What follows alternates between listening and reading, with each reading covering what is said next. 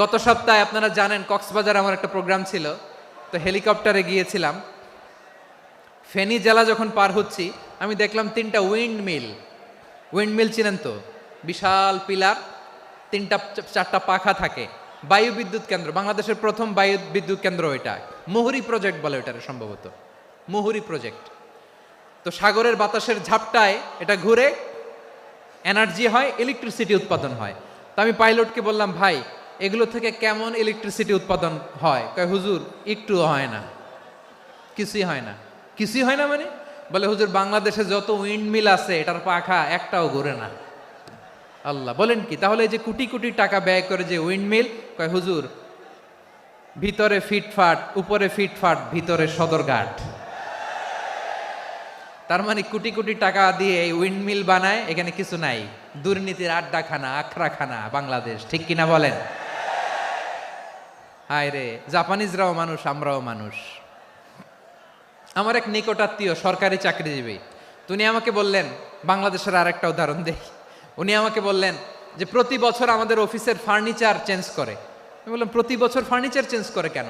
বলে যে ফার্নিচার নতুন পারচেজ করলেই তো ওইখানে টাকা, নতুন কিনতে পারলেই টাকা, নতুন উন্নয়নের সবক শোনাতে পারলেই টাকা। প্রথম আলোর রিপোর্ট, কি আলো? প্রথম আলোর রিপোর্ট, গত 15 বছরে উন্নয়নের নামে লুটপাট হয়েছে প্রায় 3.25 লাখ কোটি টাকা। কার রিপোর্ট? আমাদের বানানো কথা।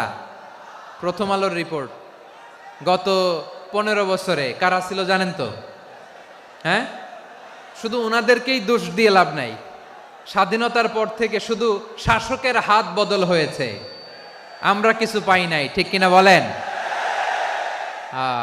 শুধু ওনাদের দোষ দিয়ে কি লাভ? একদল খাইছে, আরেক দল খাওয়ার জন্য রেডি হয়ে আছে।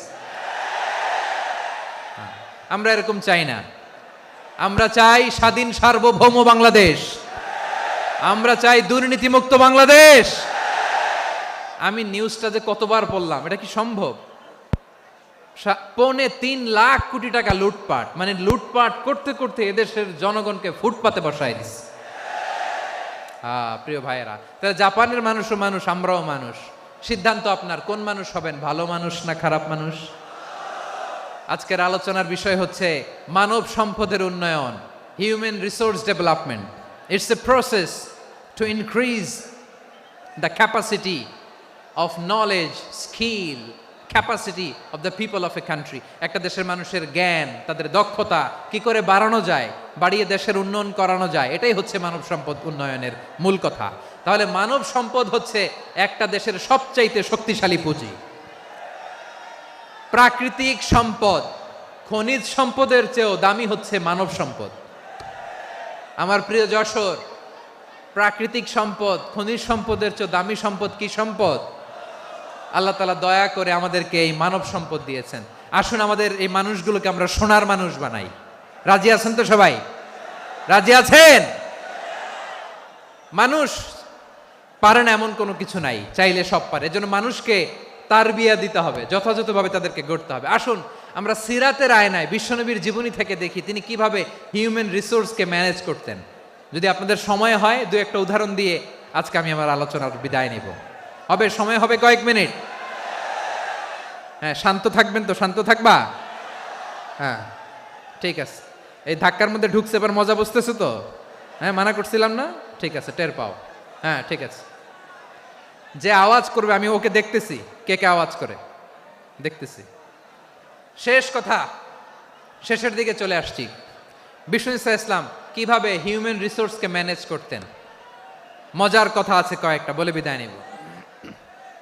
বিশ্বনবী কিভাবে এই মানব সম্পদকে ম্যানেজ করতেন। বিশ্বনবী, he was a very good talent hunter, চৌকস ট্যালেন্ট হান্টার ছিল।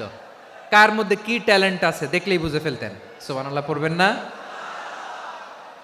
কি নবী আমরা পেয়েছি! He was a very good talent hunter. আমার নবী, তিনি চৌকস ট্যালেন্ট হান্টার ছিলেন।